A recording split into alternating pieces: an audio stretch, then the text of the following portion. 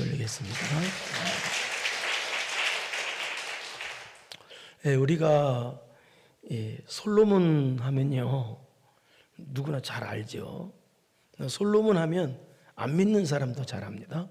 특히 열왕기상 3장에 나오는 두 여자의 아들 재판 사건, 그 솔로몬의 재판이라고 그러죠. 안 믿는 사람도 다 알 정도로 그 솔로몬의 지혜와 부귀와 영광은 아주 극에 달았었습니다. 그런데 우리가 솔로몬 하면 아름다운 모습 하나 있어요.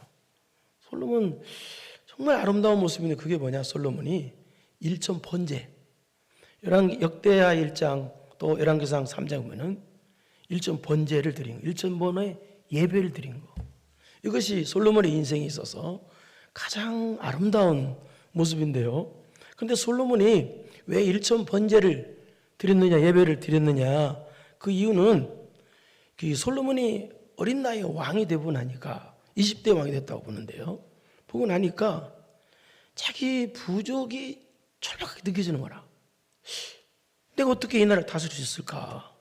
그 자기 부족을 철벽하게 느껴서 하나님의 도우심을 받기 위해서 예루살렘에서 약 10km 정도 떨어진 모세 성막이 있는 기브온에, 이 당시 법궤 여호와궤죠. 그것은 예루살렘에 있었고요.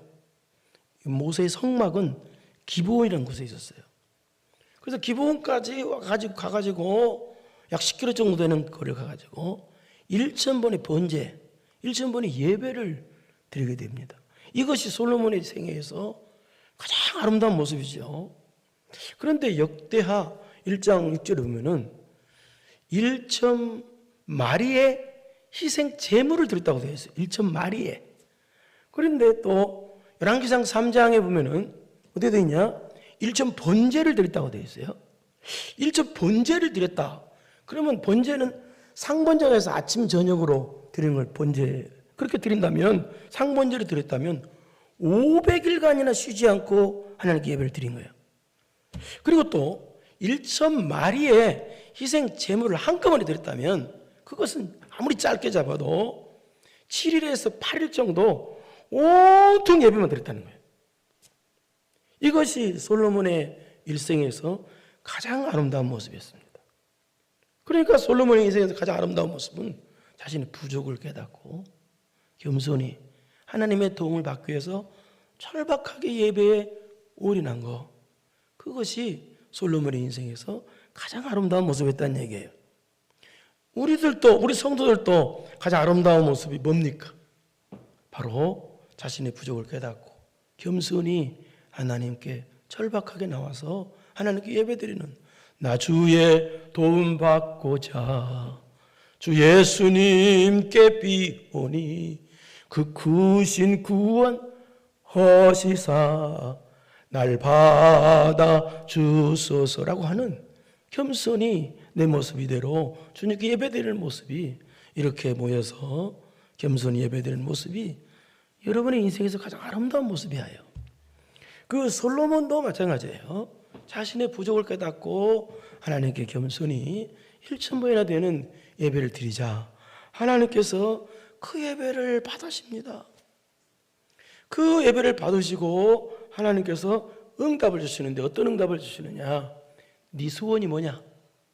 소원이 뭐냐고 물으세요. 그러자 솔로몬이 대답을 합니다. 한번 보겠습니다. 뭐라고 대답한? 소원을 말해요. 네 소원이 뭐냐? 들어줄게. 한번 말해봐라. 그러자 솔로몬이 열왕기상 3장 7절, 8절, 9절, 7절 보겠습니다. 시작.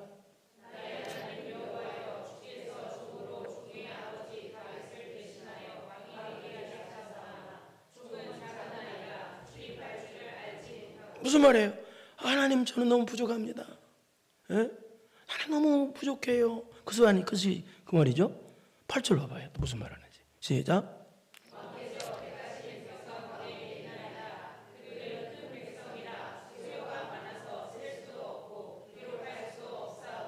이 부족한 사람이 왕이 됐는데 백성들을 다스릴 만한 능력이 없습니다. 그 말이에요. 저는 백성들을 다스릴 만한 능력이 없습니다. 그렇기 때문에 9절 시작.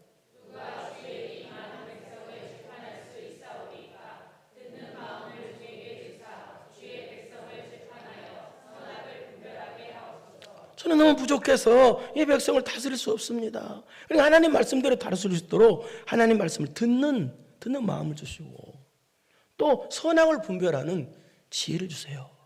그 말이에요. 그러니까 솔로몬이 소원을 말한 것은 하나님 돈 주세요. 하나님 물질 주세요. 세상에 권세를 주세요.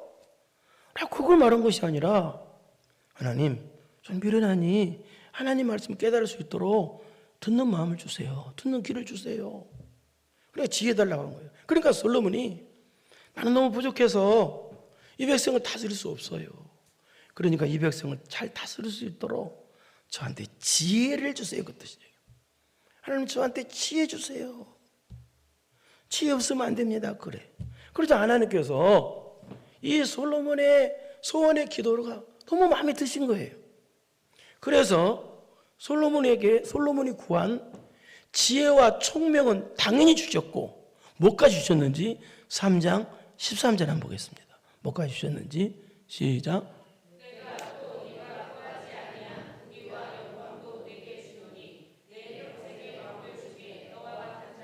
무슨 얘기예요?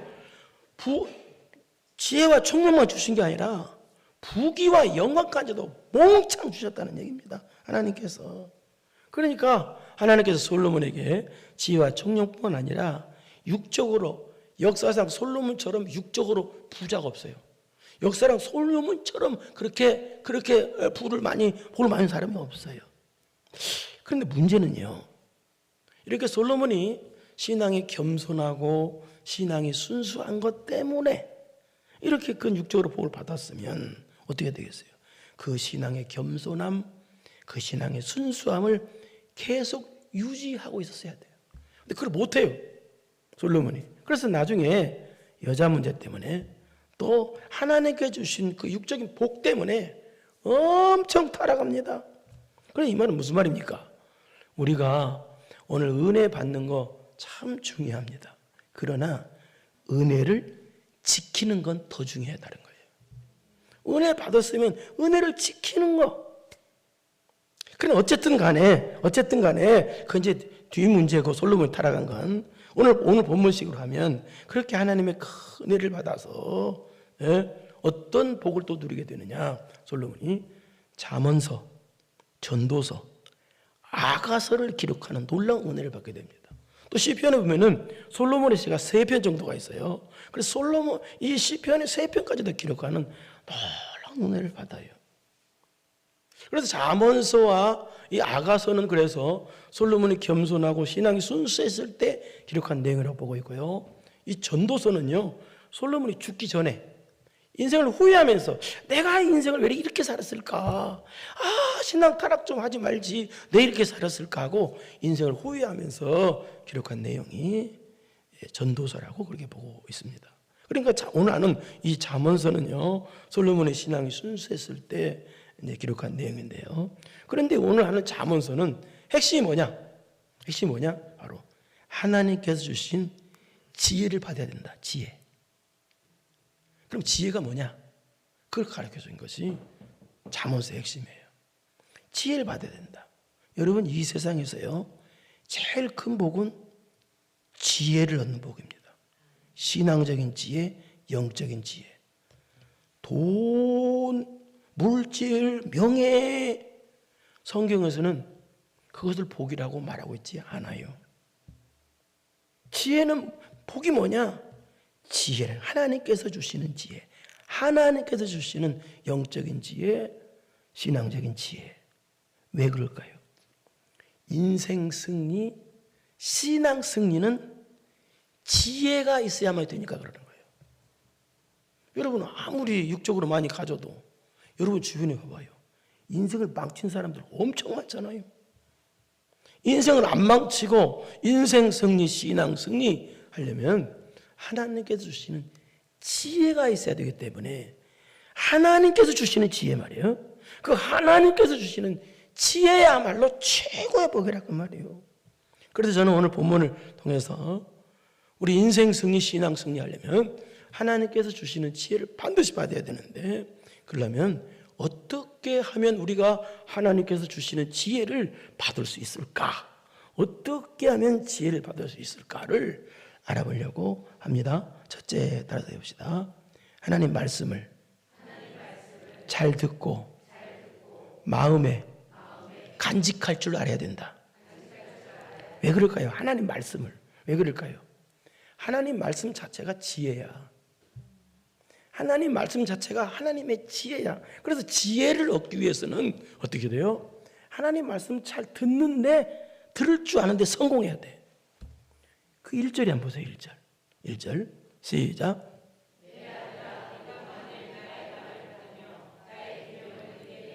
자, 이 말은 무슨 말이야? 내가 만일 나의 말, 나의 계명, 그러니까 이건 솔로몬 말이 아니라 누구 말이다? 하나님 말씀이라는 거예요. 그런데 하나님 말씀을 어떻게 해야 돼? 말을 받을 줄 알고 또 계명을 네게 간직, 마음에 간직할 줄 알아야 된다는 거예요. 왜요? 방금 얘기했습니다. 하나님 말씀 자체가 지혜야. 또 하나님 말씀이 나를 지혜롭게 만들어줘. 그래서 시편 1편에 보면은요, 이 세상에서 가장 복 있는 사람이 누구냐? 답을 내려줘. 거기서 뭐라고 그래요? 여호와 율법을 즐거워해서 그 율법을 주야로 묵상하는 자가 복이 있대요. 그런 사람은 하는 일마다 형통한대요. 즐거워한다는 말은 무슨 말이에요? 하나님 말씀 즐거워한다. 잘 받는다는 거예요, 말씀을. 여러분 말씀 받으니까 즐겁죠? 아멘이 약간 이상하지만요. 마음에 즐거워. 받는 거. 그 다음 묵상이 뭐예요? 간직하는 거 아닙니까? 마음에. 그러니까 하나님 말씀을 잘 받을 줄 알고 마음에 간직할 줄 아는 게 지혜라 그 말이에요. 그러면 어떻게 하면 우리가 하나님 말씀을 잘 받고 마음에 간직할 수가 있을까요? 말씀을 대하는 태도가 어떻게 해야? 그것이 베드로전서 2장 2절에 한번 보세요. 2장 2절. 베드로전서 2장 2절 보겠습니다. 시작.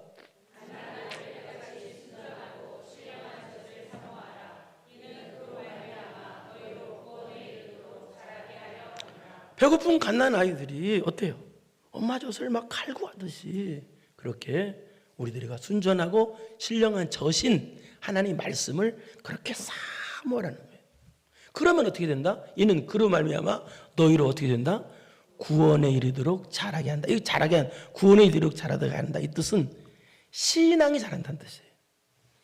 여러분 신앙생활 오래 했는데도 신앙이 안 자라는 사람은 미련한 사람이죠. 그 뜻이에요. 신앙이 잘하는 사람은 신앙생활 했는데 잘해야 될 거 아니에요. 아주 밥을 먹었으면 키가 자라야지. 안 자라면 그 문제가 있잖아요. 여러분 꾀배 땅에 나왔으면 신앙이 안 자라는 게 그거 뭐예요? 그게 바로 미련한 사람이라는 뜻이에요. 신앙이 자라는 게 바로 지혜라는 뜻이에요. 그러니까 내 신앙을 자라게 하고 내 신앙을 성장하게 만드는 것이 하나님의 말씀이기에 그 말씀을 잘 받고 간직하려면 사모하라는 거예요. 왜 또 말씀이 또 나를 지혜롭게 신앙 성장하게 만들고 그러느냐? 그 말씀을 또 왜 그 말씀을 이렇게 사모 받아야 되느냐? 우리 히브리서 4장 12절 보겠습니다. 왜 그래야 되는지 시작.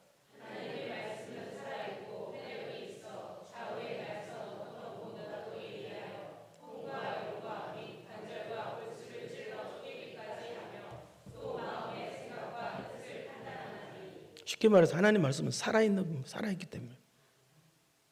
이 말은 또 무슨 말이냐? 하나님 말씀은 여러분을 살리는 말씀이라는 뜻이 돼요. 여러분 이 세상의 말은요 다 죽은 말이에요. 이 말은 말 그대로 안 된다는 뜻이에요. 근데 하나님 말씀은요 빛이 있으라 그대로 돼요.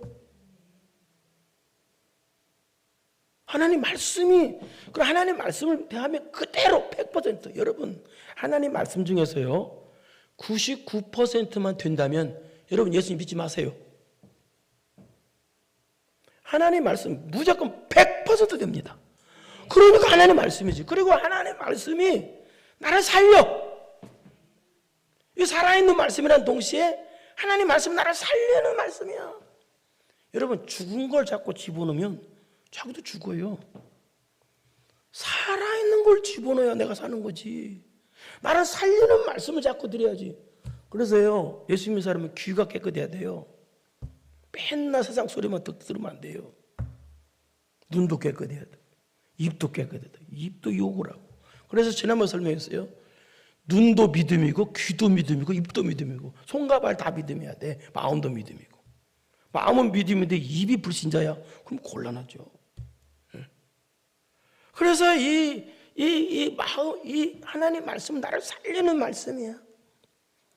그래서 내 신앙이 자라는 지혜, 내 영혼의 심정이 사는 지혜가 있으려면 어떻게 돼요? 하나님 말씀을 받을 줄 알고 이 말씀을 마음에 깊이 간직할 줄 알아야 된다 그 말입니다. 그럼 말씀이 여러분을 살려요. 그러니까 하나님 말씀이죠.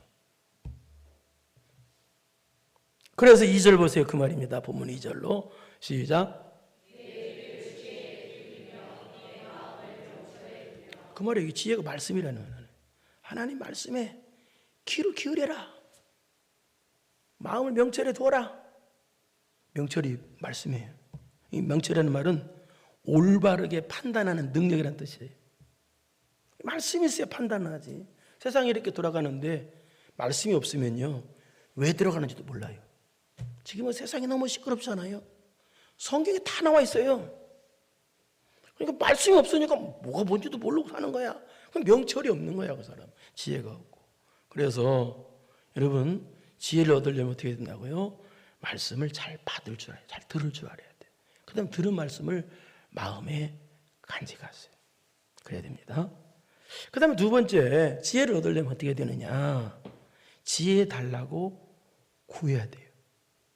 구하고 찾는 신앙적인 수고, 영적인 수고를 해야 돼요. 이게 두 번째예요. 우리 3절을 보겠습니다. 이게 그 말인데 시작. 이게 그 말이에요. 불러 구하며 소리를 높이며 무슨 얘기요? 하나님 나에게 지혜를 주세요. 이 머리가 안 돌아가요. 그래서 하나님 지혜 달라고 하나님께 간절히 부르시죠. 구하고 찾는 신앙적인 수고를 해야 주신다는 거예요. 그러니까 반대로 하면 지혜 달라고 기도하고 은혜 달라고 기도 않는 사람한테는 영적인 수고, 신앙적인 수고 없는, 구하고 찾는 수고가 없는 사람한테는 지혜를 안 주신다는 뜻이에요. 그럼 어떻게 기도해야 하고 어떻게 구하고 찾아야 되느냐? 주려면 주고 말라 마시오. 소원 이뤄 주려면 하고 말라 마시오. 그렇게 말고 어떻게 하는지 보세요. 4절 시작.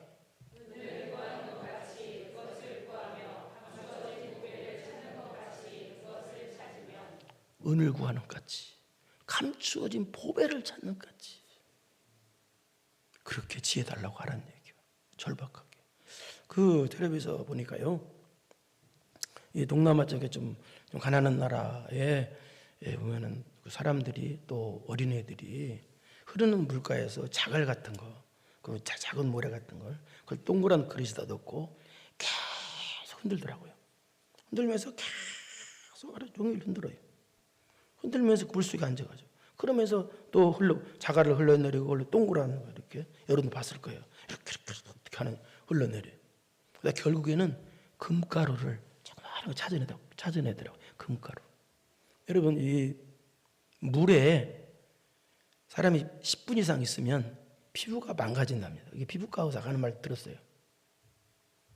그런데 그 애들은요, 어른 애들 그러더라고. 또 어른도 그러지만 그 차가운 물속에 몇 시간씩 앉으면서 그 돌가루를 또 흘러내고 또 흘러내고 그것도 눈을 부릅뜨고 우리 눈에 보이지도 않는 걸 그 조그마한 금가루를 찾아내더라고. 그렇게 하듯이 지혜 달라고 그렇게 하라는 거예요. 그렇게 은혜 달라고 그렇게 구하고 은을 구하듯이 감추인 보배를 찾듯이 우리 구하고 찾는 신앙적인 수고, 영적인 수고를 해야 주신다는 말입니다. 무슨 말입니까? 인생 승리, 신앙 승리하게 만드는 이 지혜는 구하고 찾는 수고가 없는 사람한테는 안 준다는 얘기입니다. 여러분 구원의 은혜는요 수고 없이도 그냥 받아요. 믿기만 하면. 그러나 이 땅에서 은혜, 하나님께 주시는 지혜, 신앙적인 지혜, 영적인 지혜는 구하고 찾는 신앙적인 수고와 노력이 있어야 된다. 그래서 예수님께서도요 공생의 기간 동안에 병자를 고쳐주실 때 보면은요 전부 다 수고를 대부분 그러셨어요. 대부분 수고를 하게끔 만드셔요. 예를 들어서 흉악한 귀신들이 다른 어머니가 왔을 때요, 예수님께서는 계속 거절하십니다. 또 모욕을 주십니다. 그럼에도 불구하고 이 여인은 계속해서 살려달라고, 내 딸을 살려 불쌍히 여기려고 포기하지 않고 부르짖는 수고를 합니다. 예수님께서 왜 금방 안 고쳐주실까요? 이 뜻은요, 이렇게 수고를 해야 은혜를 베푼다는 뜻이에요. 수고가 없는 은혜는 없다는 뜻이에요. 또 중풍병자 사건도 봐봐요. 그 사람들이, 맨 사람들이 지붕을 올라갑니다. 지붕을 뜯습니다. 달아내립니다. 예수님 앞에까지. 예수님은 그때까지 가만히 계세요. 그리고 중풍병자에게 네 상을 들고 가라. 계속 수고하도록 만들어요. 왜? 수고해야만이 주신다는 거예요. 영적인 수고, 신앙적인 수고. 나면서부터 맹인된 그 사람도 예수님께서 바로 안 고쳐주셨어요. 실로암 못에 가서 씻어라. 수고를 하게 만드는 거예요. 또 불의한 재판하고 과부에 수도 없이 많아요. 예수님 거기에서도 못 먹어요. 그 과부가 날마다 가서 부르짖어요. 왜? 이게 무슨 뜻이에요? 수고할 때 주신다는 거예요. 여러분, 천국 가는 구원의 은혜는요, 수고 하나도 안 해도 믿음만 있어도 은혜로 구원받아요. 그러나 이 땅에서 하늘 문이 열리는 은혜, 하나님께서 주시는 인생 승리하게 만드는 놀라운 지혜는 주여 지혜 주세요 하고 하나님께 구하고 찾는 신앙적인 수고가, 영적인 수고가 있을 때 주신다는 얘기예요. 마태복음 7장에서 보면 뭐라고 그랬어요? 구하라 주실 것이요, 찾으라 찾을 것이요, 문을 두드리라 그리하면 열릴 것이다. 여기 문을 두드리라, 구하라, 찾으라 이 말은요, 문이 열릴 때까지 두드리라는 뜻이에요. 그러면 안 찾아도 여러분 수고 없이도 하나님 주시려면 그냥 찾게 해주겠다. 뭐지? 구하라, 찾으라, 구해주겠다, 두드리라, 그거 말도 안 하고 열어주겠다, 그럴 거 아니에요. 근데 그런 게 없어요. 계속해서 하나님께 나오는 수고, 그런 오늘 예배당에 나온 수고 참 고맙지만, 그러나 여러분 발한테 고맙다고 하면 돼요. 그렇지만요, 수고, 절박한 수고가 있어야 돼요. 그래야 하나님이 지혜를 주신다, 은혜를 주신다는 얘기예요. 그래서 이렇게 절박한 수고를 하면 어떤 은혜를 주시느냐, 신앙적인 수고, 영적인 수고하면 5절을 보세요. 5절 시작. 그럼 어떤 지혜를 주세요? 여호와 경외하기를 깨닫는 지혜, 하나님을 알게 되는 지혜를 주신다는 거예요. 여기 하나님을 알게 되는 지혜는 또 무슨 말이냐? 이 뜻은 하나님의 은혜가 얼마나 놀라운지, 하나님의 사랑이 얼마나 큰지, 하나님의 뜻이 얼마나 오묘하고 깊은지를 알게 되는 지혜를 주신다는 거예요. 그래서 6절입니다. 시작.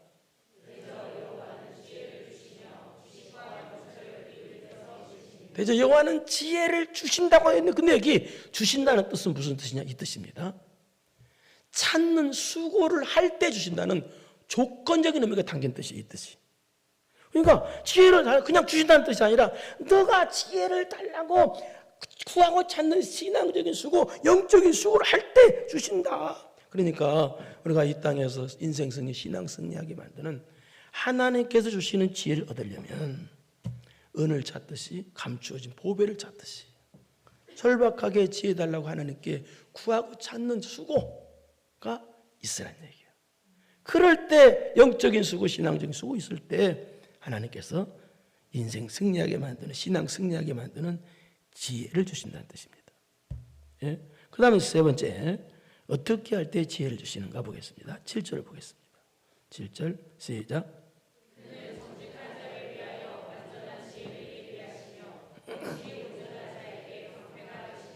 정직한 자에게 뭘 주신다고요? 지혜 주신대요. 지혜. 정직한 자에게. 아무리 수고를 해도 정직하지 않으면 안 되잖아요. 아무리 수고를 해도 행실이 온전하지 않으면 안 되잖아요.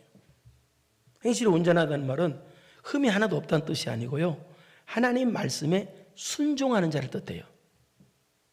그런 자에게 지혜 주시고 방패가 되신다는 거예요. 여기 정직한 자라는 뜻은 무슨 말이냐? 그러니까 세 번째는요, 누구한테 지혜를 주셔요? 내가 정직한 자가 될 때 지혜를 준다는 뜻이에요. 정직한 자. 이게 정직한 자란 말은 무슨 말이냐? 하나님 앞에 옳은 자란 뜻이고요. 또 이 말은 무슨 뜻이냐? 자신의 부족을 아는 자란 뜻이야. 저는 너무 부족해서 저는 기도 없이는 안 됩니다. 하나님의 도우심 없이는 안 됩니다. 이게 바로 정직한 자란 뜻이에요. 이게 바로 옳은 자란 뜻이에요. 그러니까 저는 너무 부족합니다. 저는 너무 미련합니다. 저는 너무 어리석습니다. 저는 죄인 중에 죄인 괴수입니다. 라고 자신의 부족을 인정해. 나는 이 세상에서 제일 부족한 사람입니다. 그게 정직한 자라는 거예요. 나는 똑똑합니다. 나는 잘났습니다. 나는 괜찮은 사람입니다. 그것은요, 자기가 자기를 속이는 자예요. 하나님을 속이는 자예요. 그런 사람은요. 나는 이 세상에서 제일 어리석은 자입니다. 나는 미련한 자입니다. 그게 정직한 자예요. 그 옳은 자고, 그게 하나님 앞에. 그런 정직한 자가 될 때 지혜를 준다는 뜻입니다. 그런 정직한 자가 될 때. 예? 나는 부족합니다. 그러니 오늘 예배 때 나 좀 도와주세요. 예? 나는 부족합니다. 나는 연약합니다. 하나님 저 좀 도와주세요. 이게 정직한 자예요. 자신의 부족을 하는 게. 바울사도 그랬잖아요. 나는 죄인 중에 죄인 괴수다. 나는 만삭대에 대전 못한 사람이다. 사도 중에서 나는 지극히 작은 자다. 이게 정직한 자라는 거예요. 응? 정직한 자. 그 정직한 자에게 지혜를 주신다. 그러니까 교만한 자는요, 정직한, 이게 유선자예요. 완전히 자기를 속이는 자. 하나님도 속이고. 정직한 자에게 지혜 주신다. 그다음에 마지막 네 번째로는 어떤 자에게 지혜 주시느냐? 8절을 보겠습니다. 8절 시작.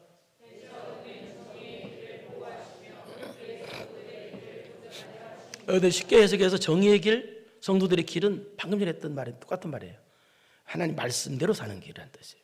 그러니까 이 정의의 길, 성도들의 길, 하나님 말씀대로 순종하는 사람들의 길을 하나님께서 보호해 주시고 보전해 주신다. 그런데 문제는 우리가 정의의 길, 성도들의 길을 가려면 미련하면 못 가요. 지혜 없으면 못 가요. 아까도 설명했잖아요. 왜 신앙이 안 자라냐? 지혜가 없으니까 안 자라는 거예요. 미련하니까. 잘해야 되는데. 말씀의 밥을 먹었으면 잘해야 될 거 아니에요. 네? 뽀빠이도 시금치 먹고 자라는데 오래간만에 웃기는데도 우리 교회만 안 웃어요. 이게 뭔가 이게 못 가요. 지혜 없으면 못 가요. 절대 정의의 길, 성도들의 길을 지혜가 없으면 못 가요. 그럼 지혜가 이 정의의 길, 성도들의 길 가려면 지혜가 있어야 되는데, 그러면 지혜가 얻으려면 어떻게 되느냐? 이게 결정적인 내용인데, 이게 잠언서의 핵심 내용인데요. 잠언서 1장 7절을 봐봐요. 시작.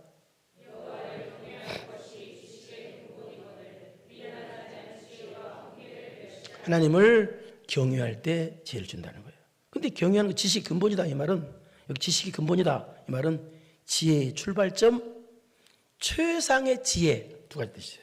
지혜의 출발점이고 최상의 지혜다. 즉 그러니까 하나님을 경외하는 것이 지혜를 얻는 유일한 길이다. 또 하나님을 경외하는 것이 최상의 지혜다. 그런 뜻이 있습니다. 사랑하는 성도 여러분, 여러분 인생은 반드시 승리해야 됩니다. 신앙 실패하면 안 됩니다. 돈 실패, 명예 실패, 그건 아무것도 아닙니다. 얼마든지 회복될 수 있어요. 그러나 신앙 실패는 안 됩니다. 신앙 실패는 영원한 거 실패하는 거예요. 가장 무서운 것이 신앙 실패하는 거예요. 신앙 실패하지 않으려면 하나님께서 주시는 지혜, 영적인 지혜, 신앙적인 지혜가 있어야 됩니다. 지혜가 있으려면 어떻게 돼요? 지혜의 말씀이 하나님 말씀을 잘 받는 데 성공하고 마음에 간직하는 데 성공해야 돼요. 왜냐하면 말씀이 나를 살리니까 절박하게 말씀을 받고 내 속에 세상 것이 죄악이 쾌락이 들어있지 않길 바랍니다. 그 다음에 두 번째는 뭐예요? 예? 사모하고 구하고 찾는 신앙적인 수고, 영적인 수고를 해야 돼. 하나님 지혜 주세요. 예? 하나님은 여러분 어떤 하나님입니까? 하나님은 모든 것을 여러분에게 주시는 하나님이에요. 근데 어떨 때 주셔? 구할 때 주셔. 구할 때. 안 구하는 자에게는 안 주셔. 천국 가는 구원에는 그냥 주셔. 믿기만 하면. 그러나 이 땅에서 복과 복 받아야 되잖아요. 이 땅에서도요. 복을 내면 영적인 수고, 신앙적인 수고를 해야 돼. 이거 안 하면 안 돼. 그 다음에 세 번째 어떤 자에게 지혜를 주세요?